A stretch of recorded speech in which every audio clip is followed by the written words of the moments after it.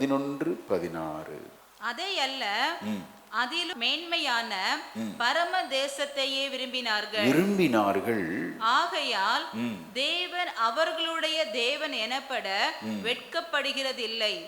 அவர்களுக்கு ஒரு நகரத்தையும் ஆயத்தம் பண்ணினாரே. எபிரேயருக்கு எழுதின ஆக்கியோன் அநேக பட்டியல்களை, பரிசுத்தவான்களுடைய பட்டியலை இங்கே வைத்துவிட்டு ஒவ்வொருவரும் எப்படி வாழ்ந்தார்கள் என்பதை இங்கே பதிவு செய்கிறார். இங்கே நாம் வாசிக்க கேட்ட அந்த பரிசுத்தவான்கள் யார் என்றால் ஆபிரகாம், சாராள். இவர்கள் எப்படி வாழ்ந்தார்கள் என்றால் பரம தேசத்தை விரும்பினார்கள். கவனிக்கணும், அப்படி பரமதேசம், அது என்ன பரமதேசம்? அவர்களுக்கு ஒரு நகரம் கர்த்தரே ஆயத்தம் பண்ணினார் என்று வேதம் சொல்லுகிறது. ஆமென். நிறைய வசனம் இருக்கு, நமக்கு தெரியும். கைவேலை அல்லாத வீடை தேவன் நமக்கு கட்டியிருக்கிறார். ஆமென். இங்க இருக்கிற பில்டிங் எல்லாம் நம்முடைய மனிதருடைய கைகளால் கட்டப்பட்டது, அப்படிதானே? ஆனால் பரமதேசம் என்ற ஒன்று உண்டு. அதான் கிறிஸ்தவத்தின் மிகப்பெரிய நம்பிக்கை, மிகப்பெரிய ஒரு ஆழம். என்ன அப்படின்னா, ஸ்தோத்திரம், பரமதேசம். ஆமென். அது நம்முடைய கைகளால் செய்யப்பட்டதல்ல, ஆண்டவரே அதை கட்டி உண்டாக்கி வைத்திருக்கிறார். ஆமென். நமக்கு சிம்பிளாக புரியணும் அப்படின்னா, நம்ம இப்போ ஒரு வாடகை வீட்டில் இருக்குன்னு வச்சுக்கோங்க. வாடகை வீட்டில் இருந்து ஒரு சொந்த வீடு நம்ம ஊரில் நேட்டிவ் பிளேஸில் கட்டியிருக்கோம் அப்படின்னா, அல்லது நம்ம இருக்கிற இடத்துல கட்டியிருக்கோன்னு வச்சுக்கோங்க, சீக்கிரத்தில் அந்த வாடகை வீட்டிலிருந்து குடிபெயர்ந்து சொந்த வீட்டுக்கு போவதில் எவ்வளோ தீவிர முயற்சி எடுப்போம். சீக்கிரம் போனால் போதும். அதேமாதிரி நல்லா கவனித்து பார்த்தீங்கன்னா, வாடகை வீட்டில் அவ்வளோ செலவு பண்ணவே மாட்டோம், பராமரிக்க மாட்டோம், பெருசாக ஒன்றும் இருக்காது. அடிப்படையான தேவைகள் இருந்தால் போதும். ரொம்ப பிரம்மாண்டமாக இருக்கும்னு நினைக்க மாட்டோம், ரொம்ப இன்வெஸ்ட் பண்ண மாட்டோம். ஆமேன், ஸ்தோத்திரம். அப்படி சொந்த வீடு ஒன்று கட்டி முடிச்சுட்டா அதுக்கு ரொம்ப தீவிரமாய் ஆசைப்படுவதை போல இங்கே பக்தர்கள் ஆசைப்பட்டார்கள். இந்த பூலோகம் ஒரு வாடகை வீடு. ஆமேன். இந்த வீட்டை விட்டு பரமதேசம், நித்தியம், எட்டர்னல் லைஃப் என்று சொல்லப்படுகிறது, யுகாயுகமாய் வாழப்போகிற அந்த தேசத்துக்காக அவர்கள் காத்திருந்தார்கள், விரும்பினார்கள் என்று சொல்லப்படுகிறது. அப்படின்னா என்ன அர்த்தம்? இந்த பூலோகத்தில் பெரிய நாட்டம் ஒன்றும் இல்லைங்க, ஏதோ இருக்கிறது கொஞ்சம் போதும், போதும் என்ற மனதுடனே கூடிய தெய்வ பக்தியே மிகுந்த ஆதாயம். புசிப்பதற்கும் குடிப்பதற்கும் உடுத்துவதற்கும் இருந்தால் போதும். பெருசாக பிரம்மாண்டமாக வாழ்ந்து அப்படி எல்லார் முன்பாக நான் என் பேரை பெருமைப்படுத்தணும்னு நினைக்கவே இல்லை. இங்கே வாழ்ந்த வாழ்க்கை ரொம்ப எளிமையான வாழ்க்கை. அல்லேலூயா. அந்த ஒரு வாழ்க்கையை நாம் விரும்பணும். இதெல்லாம் நம்ம கேட்குறோம், நம்முடைய வாழ்க்கையில் இதை அப்பியாசப்படுத்தணும். பரம தேசத்தை, ஆமேன், பரிசுத்தவான்கள் அவர்கள் நாடினார்கள் என்று வேதம் சொல்லுகிறது. அப்போ அதான் நித்தியங்க இந்த பூலோக வாழ்க்கை. அதுவும் நான் அடிக்கடி சொல்லுவேன், இந்த சரீரம் ஒரு ரெண்டல் ஹவுஸ், வாடகை வீடு. சீக்கிரத்தில் ஆண்டவர் இதை காலி பண்ண சொன்னால் காலி பண்ணிடணும். இல்லை நான் இங்கேயே தான் இருப்பேன் அப்படின்னு சொல்ல முடியுமா? சோத்திரம். இங்கே வந்திருக்கிற 21ஆம் நாள் வந்திருக்கிற உங்களுக்கு நல்ல பூரண ஆயுசை கர்த்தர் தருவாராக. அல்லேலூயா. நீடிய ஆயுசு உங்களுக்கு உண்டாயிருக்கும். ஆனால் உங்கள் இருதயத்தில் ஒரு ஆழத்தில் பார்த்தீங்கன்னா ஒரு சிந்தை இருக்கணும், இது ஒரு வாடகை வீடு. ஆமென், ஸ்தோத்திரம். வயசானவங்களை போய் ஒரு பேட்டி எடுக்கிற மாதிரி பேசி பாருங்க. அவங்க சொல்ல என்ன அப்படின்னா, இந்த கட்டை இருந்தது போதும், எல்லாம் பார்த்தாச்சு, பேரன் பேத்தி பிள்ளைகள்லாம் பார்த்தாச்சு, போய் சேர்ந்தா போதும். அப்படி எங்கே போகிறீங்க? பரமதேசம். அல்லேலூயா. பரமதேசத்தை பரிசுத்தவான்கள் விரும்பினார்கள். இந்த பூலோகத்தில், இந்த சரீரத்தில் எவ்வளோ வேதனைகள், பாடுகள், பிரச்சனைகள், போராட்டங்கள், மன சஞ்சலங்கள், வெளியே சொல்ல முடியாத பாரங்கள், எல்லா பிரச்சனையும் எல்லாத்தையும் சொல்ல முடியாதுங்க. அப்படிப்பட்ட இந்த பொல்லாத வஞ்சிக்கிற பாடுகள் நிறைந்த உலகத்தில் நமக்கு ஒரு பெரிய ஆறுதல், ஒரு பரமதேசம் நமக்காக கர்த்தர் வைத்திருக்கிறார். அல்லேலூயா. நல்ல கரங்களை தட்டி கர்த்தருக்கு மகிமை செலுத்துவோமா? அல்லேலூயா. ஆமென். பரமதேசத்தை நாமும் விரும்பணும். அப்போ இந்த பூலோகத்தில் வாழ்கிற நாட்களை ரொம்ப மேட்டிமே நினைக்க மாட்டோம். நமக்குள்ள ஒரு தாழ்மையுள்ள சிந்தை இருக்கும். அந்த சிந்தையை நம்ம வளர்த்து கொள்ளணுங்க. கடல் அடிக்கடி நான் உங்களுக்கு உதாரணமா சொல்வேன். கடல் ஆமென் அகன்று விரிந்து எவ்வளவு ஆழமா இருக்கு பாருங்க. எத்தனை ஜீவராசிகள், திமிங்கலங்கள், ஆமென் எத்தனை கடல் வாழ் ஜீவராசிகள் அதில் வாழ்ந்து சந்தோஷமா இருக்கு. காரணம் என்ன? அது தன்னை தாழ்த்தி கொள்ளுகிறது. எல்லா இன்புட்டையும் உள்ள வாங்கிக்குதுங்க. சாக்கடை தண்ணி அனுப்புனா கூட உள்ள வாங்கிக்குது. நமக்கு இருக்க பெரிய ஒரு நல்ல ஒரு கிஃப்ட் என்ன அப்படின்னா, நம்ம பிறருக்கு கொடுக்குற கிஃப்ட் யாரையும் கண்டிஷன் பண்ணக்கூடாது. இப்படி இருந்தாதான் உன்னை நான் பழகுவேன், எல்லாரையும் அக்செப்ட் பண்ணிக்கணும். அப்படிப்பட்ட குணம் மிக அருமையான குணம். அல்லேலூயா, ஆமென். நல்ல தாழ்மை உள்ளவர்களாக இருக்கணும். அதுதான் நமக்கு நித்தியமானது. அதை வாஞ்சிக்க வேண்டும். இந்த பூலோக நாட்டம் நமக்கு கொஞ்சம் கொஞ்சமாக குறையணும். படிப்படியாக குறைந்து பரம தேசத்தை எத்தனை பேர் வாஞ்சிக்க ஆயத்தமாக இருக்கிறோம்? இந்த சிந்தை நமக்கு எப்படி வரும்? ஒரு வசனத்தை வாசிக்கலாம், 9ஆம் வசனத்தை வாசிக்கலாம். எபிரேயர் 11:9. விசுவாசத்தினாலே அவன் வாக்குத்தத்தம் பண்ணப்பட்ட தேசத்திலே பரதேசியை போல சஞ்சரித்து அந்த வாக்குத்தத்தத்திற்கு உடன் சுதந்திரராகிய ஈசாக்கோடும் யாக்கோபோடும் கூடாரங்களிலே குடியிருந்தான். நம்முடைய சிந்தையில பரதேசியை போல ஒரு அந்த ஆட்டிடியூடை இம்ப்ரூவ் பண்ணிக்கணும். அது என்ன பரதேசி? இந்த வார்த்தையை சொன்னால் நமக்கு ரொம்ப கோபம் வரும். யாரை பார்த்து என்ன சொன்ன, பரதேசின்னு சொல்லிட்டான் அப்படின்னு ரொம்ப கோபப்படுவாங்க. ஆனால் இதாங்க ஃபேக்ட். அப்படி சொன்னாங்கன்னா கை கூப்பி கரெக்டாக சொன்னப்பான்னு சொல்லுங்க. ஏன் அப்படின்னா, we are strangers in this world. Amen. We are pilgrims. அப்படின்னா ஒரு பிரயாணிங்க. வி ஆர் ட்ராவல் பண்ணிக்கிட்டு இருக்கிறோம். நல்ல கவனிங்க. இந்த ஃபாரினர்ஸ்லாம் வருவாங்க, பெரிய அவங்களுக்கு சுமையெல்லாம் இருக்காது. அவங்க தூக்குற அளவுக்கு கொண்டு வருவாங்க. அவங்களுக்கு யாராவது போர்ட்டர் கையில் வச்சுருக்காங்க பார்த்தீங்கன்னா, யாருமே வச்சுருக்க மாட்டாங்க. நல்ல ஞாபகம் வச்சுக்கோங்க. நம்ம வாழ்க்கையில் ஒரு பிரயாணத்தில் கூட நம்மால் முடிந்ததை தான் சுமக்கணும். இந்த அவங்க உதவி செய்வாங்க, இவங்க உதவி செய்வாங்க, சொந்தக்காரங்க இருக்கிறாங்க, நண்பர் இருக்கவே கூடாது. Strangest we can learn lot of lesson. ஒரு பிரயாணிட்டிருந்து நிறைய பாடங்களை நம்ம கற்றுக்கொள்ளலாம். பாரு, நம்மால் தூக்க முடிந்த சுமைகளை தான் சுமக்கணும். ஏன்னா அவனுக்கு நல்லா தெரிஞ்சிருக்கு, நான் போகிற எல்லா பிரயாணத்திலும் என் கூட யாரும் வரமாட்டாங்க, அநேக நேரம் நான் தனிமை. ஹல்லேலூயா. அந்த ஃபீல் பரதேசி, ஸ்ட்ரேஞ்சர்ஸ் இந்த இருக்கும்போது இந்த பூலோகத்தின் நாட்டம் படிப்படியாக குறைந்து விடும். ஆமென். பக்தன் ஆபிரகாமை கவனித்து பாருங்கள். அவன் ஒரு பரதேசியை போல சஞ்சரிக்கிறான். ஆமென். நம்முடைய வாழ்க்கை அப்படி இருக்கணும். இந்த உலகத்தில் நம்ம எதுவும் இது கடைசி வரை எனக்கு நிரந்தரம் பிடிச்சி வைக்க முடியுங்களா? முடியவே முடியாதுங்க. இங்கேருந்து நீங்கள் சென்னை போகிறீங்க, சென்னை போன உடனே அந்த ட்ரெயினை நீங்கள் காலி பண்ணி தான் ஆகணும். இல்லை S8 எனக்கு 36 சீட் நம்பர் எனக்கு தான் கடைசி வரை சொல்ல முடியுமா? அதை அப்படியே விட்டுட்டு நம்ம அப்படியே இறங்கி வந்துடணும். அப்படி தான் உதாரணத்துக்காக சொல்கிறேன். இந்த உலகத்தில் ஆமாம் நாம் பரதேசிகளாக இருக்கிறோம். அல்லேலூயா. ஆக பரம தேசம், கானான் தேசத்தை நாம் வாஞ்சிக்க வேண்டும். பிரியமானவர்களே, பக்தன் ஆபிரகாமுக்கு அந்த சிந்தை இருந்தது. அவன் மிகப்பெரிய ஒரு செல்வந்தன். வாசிக்க கேட்போம். 23ஆம் அதிகாரம் 3ஆம் வசனத்தை வாசிக்கலாம். ஆபிரகாம் அவனுடைய சிந்தையை கவனித்து பாருங்க. பின்பு ஆபிரகாம் பிரேதம் இருந்த இடத்திலிருந்து எழுந்து போய் ஏத்தின் புத்திரரோட பேசி, நான் உங்களிடத்தில் அந்நியனும் பரதேசியுமாய் இருக்கிறேன். போதும். நம்ம சொல்ற வார்த்தையை பார்த்தீங்களா? நம்ம நினைக்கிறோம் உதட்டளவு இல்லை, உதட்டளவு சொல்லலை, இருதயத்திலிருந்து சொல்றோம். நான் அந்நியன், பரதேசியன். அவனுக்கு ஆடு மாடுகள் பலத்திருந்தது. ஆனால் அவன் இருதயத்திலிருந்து வருகிற வார்த்தையை பாருங்க, நான் அந்நியன் பரதேசின்னு சொல்லி. அவனுடைய ஒய்ஃப் இறந்துட்டாங்க. இப்போ அடக்கம் பண்ணுவதற்கு அவன் இடத்தை விலை கொடுத்து வாங்கி அவன் அடக்கம் பண்ணுகிறான். நமக்குள்ள அந்த சிந்தை இருக்கணும். எவ்வளவுதான் நமக்கு பணம், படிப்பு, பெரிய பதவி எல்லாம் ஆண்டவர் இந்த திருச்சபைக்கு தருவாரா தரமாட்டாரா? கட்டாயம் நமக்கு தருவார். அல்லேலூயா. அவரை தேடுவர்களுக்கு ஒரு நன்மையும். ஆமென். 21 நாள் வந்திருக்கிறீங்களே, கர்த்தர் உங்களை ஆசீர்வதிக்காம இருப்பாரா? கட்டாயம் எம்பெருமான் இயேசு உங்களை ஆசீர்வதிப்பார். ஆமென்.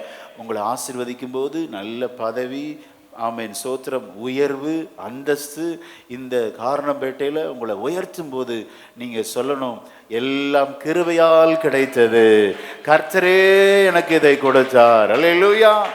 அப்படி சொல்லிவிட்டு சொல்லணும், இந்த பூலோகத்தில், இந்த காரணம்பேட்டையில் நான் ஒரு பரதேசி, ஆமென், நான் ஒரு அந்நியன் ஆண்டவரே, இந்த உலகத்தில் எனக்கு ஒன்று இல்லைப்பா, எனக்கு அந்த பரமதேசம் வேண்டும், வாஞ்சிக்க வேணுங்க. ஆபிரகாம் அப்படி வாஞ்சித்தான், நித்தியத்தை வாஞ்சிக்கணும். அப்படி வாஞ்சிக்கிறது மட்டுமல்ல, நம்ம சிந்தையில் ஒரு காரியத்தை நம்ம உள்ள போட்டுறணும். என்ன போட்டுறணும்? ஸ்தோத்திரம். இந்த முதல் குறிப்பு, நம்ம பரதேசியை போல இருக்கணும். 1 பேதுரு 1 வாசிங்க. பக்தர்கள் எப்படிலாம் தங்களை அறிமுகப்படுத்திருக்கிறாங்க பாரு. 1 பேதுரு 1:2. பிதாவாகிய தேவனுடைய முன் அறிவின்படியே ஆவியானவரின் பரிசுத்தமாக்குதலினாலே கீழ்ப்படிதலுக்கும் இயேசு கிறிஸ்துவினுடைய இரத்தம் தெளிக்கப்படுதலுக்கும் தெரிந்து கொள்ளப்பட்ட பரதேசிகளுக்கு எழுதுகிறதாவது. என்னவா? தெரிந்து கொள்ளப்பட்ட, சோசன் அப்படிங்கிறார். நீங்களும் நானும் யாரு? ஆண்டவரால் தெரிந்து கொள்ளப்பட்ட பரதேசிக்கு எழுதுகிறேன். அப்போ பரதேசிங்கிற அந்த சிந்தை இல்லாமல் இருந்தால் இதை வாசிக்கிறது, தியானிக்கிறது நமக்கு வேஸ்ட். அப்போ இந்த சிந்தையை ஒரு விஷயம் நம்ம ஸ்ட்ராங்காக இருதயத்தில் பதிச்சிடணும். இந்த உலகத்தில் நமக்கு உரிமை பாராட்ட எதுவுமே இல்லை. ஆமென். நம்முடைய இருதயத்தில் பரதேசிங்கிற அந்த எண்ணத்தை ஸ்ட்ராங்கா நம்ம விதைச்சிடணும். 2வது எபிரேயர் 11:13. இவர்கள் எல்லாரும் வாக்குத்தத்தம் பண்ணப்பட்டவைகளை அடையாமல் தூரத்திலே அவைகளை கண்டு நம்பி அணைத்து கொண்டு பூமியின் மேல் தங்களை அந்நியரும் பரதேசிகளும் என்று அறிக்கையிட்டு விசுவாசத்தோடே மரித்தார்கள். அல்லேலூயா. இவருடைய வாழ்க்கையில நல்ல காரியம் நிறைய நடக்கலங்க. பைபிள் எப்போ உண்மையை தான் சொல்லும். சும்மா கட்டுக்கதைகளை அள்ளி வீசி அல்லது ஆசை வார்த்தைகளை தூண்டி கிறிஸ்தவத்தில் தக்க வைப்பது ஆண்டவருக்கு பிரியமே இல்லை. எல்லா ஜெபமும் கேட்கப்பட்டுருச்சா? அப்படிதான் நம்ம சிந்தை. 21 நாள் வந்திருக்கேன் பாஸ்டர், என் வாழ்க்கையில் எல்லாமே நடந்துருச்சா? நடக்கலையே. அப்போ ஆண்டவர் பொய்யா, வார்த்தை பொய்யா அப்படின்னா இல்லை. அல்லேலூயா. அப்போ அது என்னன்னு சொல்லி நம்ம ஆராய்ச்சி செய்யணும். பரிசுத்தவான் என்ன சொல்லியிருக்கிறாங்க? நிறைய விஷயம் ஆண்டவர் வாக்கு பண்ணினாருக்க, ஆனால் அது நடக்கலைங்க. அப்போ பொய்யை அவிழ்த்து விடுகிறோமா? இல்லை, ஒருபோதும் இல்லை. ஆமென். தேவன் பொய் சொல்ல ஒரு மனிதன் அல்ல, மனம் மாற அவர் மனுபுத்திரனும் அல்ல. அப்ப ஜபத்துக்கு என்னங்க பதில்? இவ்வளோ 21 நாள் ஜபம் பண்ணியிருக்கிறேன். கடந்த நாள் ஒரு பிரதர் சொன்னார், ஃபர்ஸ்ட் 21 நாள் வந்திருக்கிறேன், எனக்கு ஒன்றும் நடந்த மாதிரி தெரியல. ரொம்ப வருத்தத்தோடு சொன்னார். எனக்கு ரொம்ப துக்கமாயிருச்சு. இப்போ யோசித்து பார்த்தேன், 21 நாளும் காலையில் வந்திருக்கிறாங்களப்பா, அவ்வளோ பலவீனத்தில் மத்தியில், வியாதியோடு, கட்டிகளோடு, இடம் விற்க முடியாமல் தவித்து கொண்டு வந்திருக்கிறாங்களே சுவாமி, அவங்களுக்கு என்ன ஆண்டவரே பதில்? அப்படிங்கிறப்ப இந்த வார்த்தையெல்லாம் எனக்கு ஆண்டவர் காண்பித்து கொடுத்தார். பரிசுத்தவான்களை கவனித்து பாருங்கள். எல்லாம் நடக்கலை. ஆண்டவர் ஆனால் வாக்கு கொடுத்துட்டாரு. 75 வயசுல ஆபிரகாமை அழைத்தார். 25 வருஷம் காத்திருந்தாங்க. அப்பதான் அவனுக்கு ஈசாக்க கொடுக்கிறார். 25 years வெயிட்டிங். சி, சந்ததிகளை வானத்தின் நட்சத்திரங்களை போல பெருக பண்ணுவேன். நடக்கலையே. அப்ப நம்ம சோர்ந்து போகலாமா? Never give up. ஹல்லேலூயா. ஒருபோது நாம் சோர்ந்து போகக்கூடாது. ஆமென். அதுதான் பெரிய இந்த விசுவாசங்கிறது. என்னது? பார்த்து ஓகே நடந்துருச்சு, காணாமல் நம்ப வேண்டும். அதாங்க ஃபெய்த்.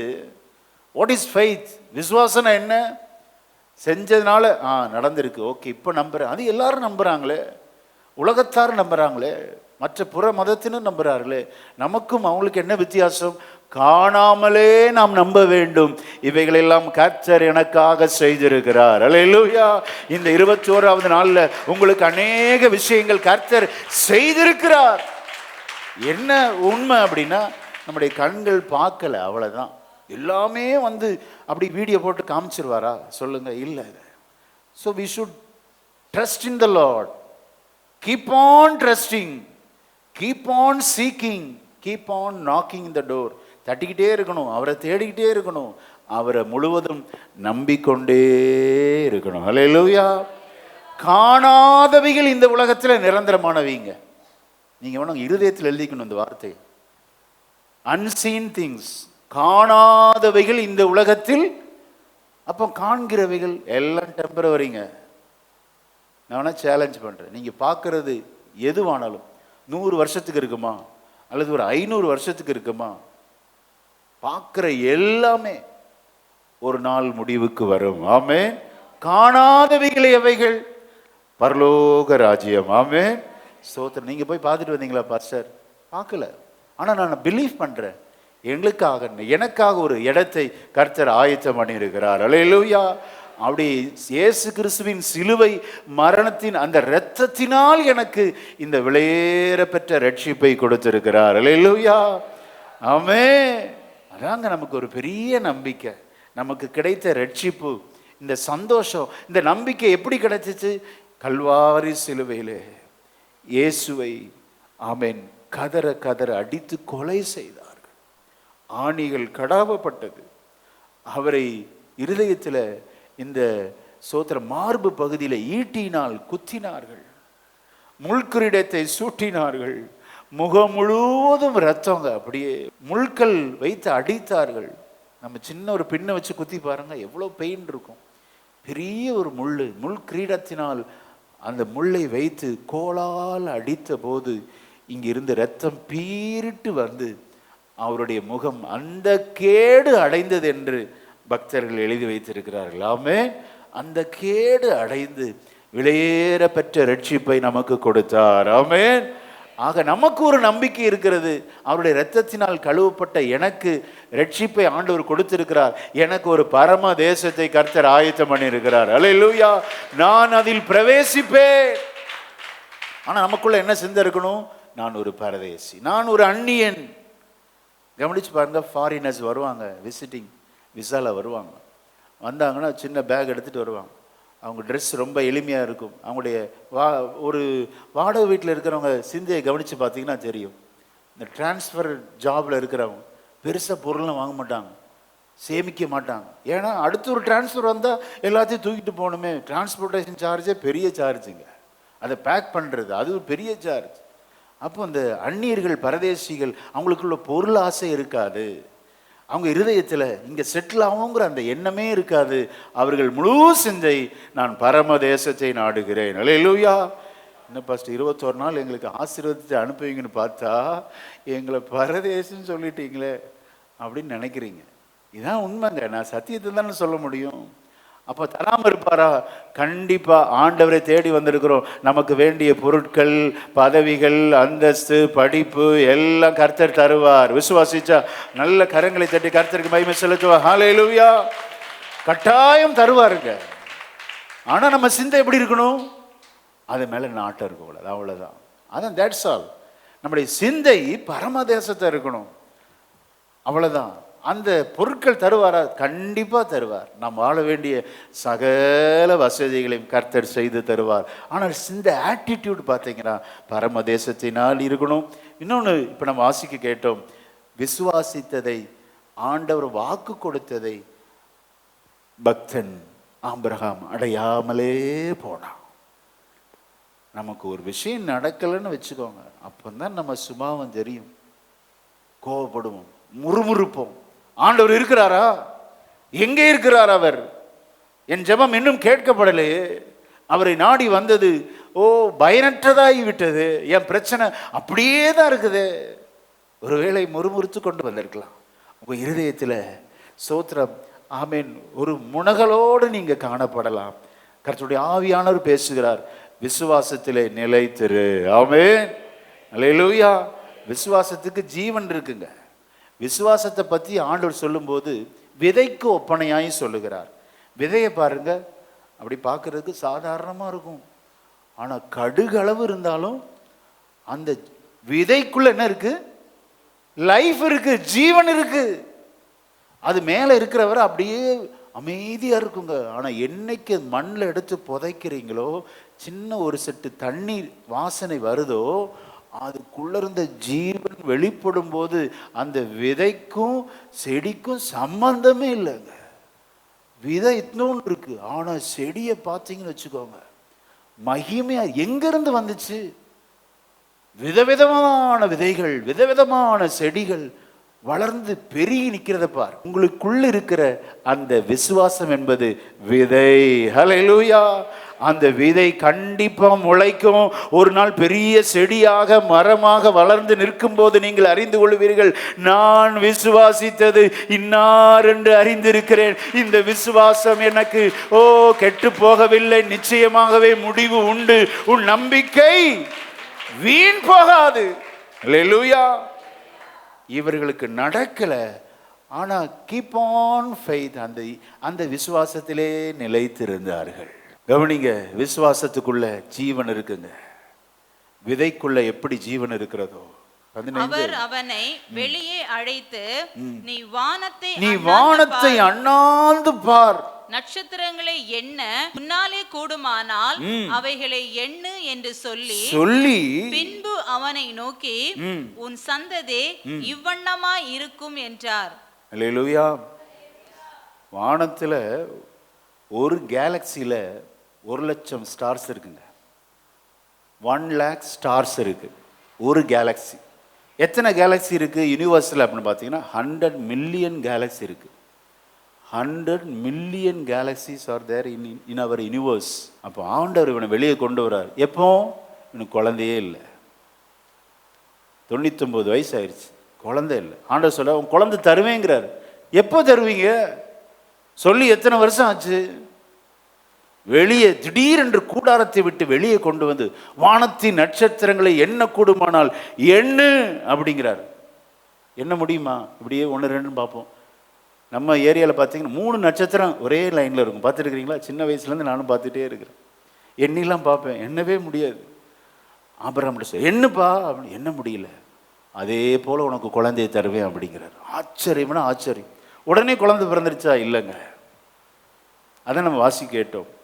விசுவாசித்ததை, வாக்குத்தத்தம் பண்ணப்பட்டதை அடையாமல் தூரத்திலே அவைகளை கண்டு நடக்கணும். விசுவாசம், நம்பிக்கை, அது அப்படியே இருந்துக்கிட்டே இருக்கு.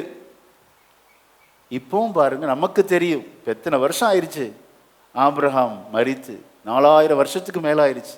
இப்போ நமக்கு தெரியும் இஸ்ரவேல் தேசம் உலகத்தில் முறியடிப்பட முடியாத தேசமாய் இருக்கிறது. அல்லேலூயா.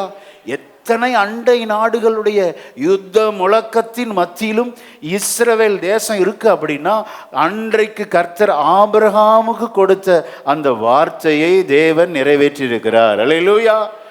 ஆமே. இன்றைக்கு வேதம் எத்தனை உண்மை பாருங்க. அன்னைக்கு அவருக்கு குழந்தை இல்லை, ஆனால் 25 வருஷத்துக்கு அப்புறம் குழந்தை பிறந்து, அது ஒரு குழந்தை தான். ஆனால் ஆண்டவர் சொல்லியிருக்கிறாரு, பில்லியன் கணக்காக உனக்கு குழந்தை தருவேன். ஆனால் அந்த ஒரு குழந்தையின் மேலே அத்தனை நம்பிக்கை. இன்னைக்கு ஒரு சிலர் வந்திருக்கிறீங்க, இந்த குழந்தைய வச்சு நான் என்ன செய்ய, இது ஒரு மக்கா இருக்குது, அல்லது இந்த பிஸ்னஸில் என்ன கல்லாப்பட்டி நிறையவே இல்லை, சின்ன ஒரு அமௌண்ட்டு தான் கிடைக்குதுன்னு சொல்லி இப்போ இருக்கிறத பார்த்து முறுமுறுத்து கொண்டு வந்திருக்கிறீங்க. கர்த்தர் அவைகளை ஒரு பெருக்கத்தை கட்டளையிடுவார். இது நடக்கும். ஆபிரகாமுக்கு ஆசீர்வாதத்தை கொடுத்தவர் 21வது நாள் முடிவில் வந்திருக்கிற நமக்கும் கர்த்தர் நிறைவான ஆசீர்வாதத்தை மகிமையாய் கர்த்தர் கொடுப்பாராக.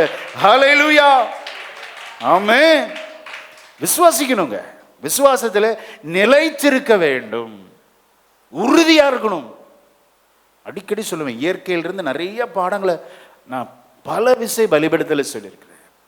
எனக்கு பிடிச்சத மரம் தாங்க. மரம் ஒரே இடத்துல நிக்குது பாருங்க. சொல்லுவாங்க, நின்று சாதிச்சு காட்டணுமாங்கல்ல, எப்படி சாதிக்குது பாருங்க. மழை காலத்துல தான் தண்ணி, நம்ம ஊத்துனாதான் தண்ணி. நம்ம இடத்துல நிறைய செடி இருக்கு, ஊத்துறது இல்லை. ஆனா நின்று சாதிச்சு காட்டுது இல்ல. எப்படி காட்டுது?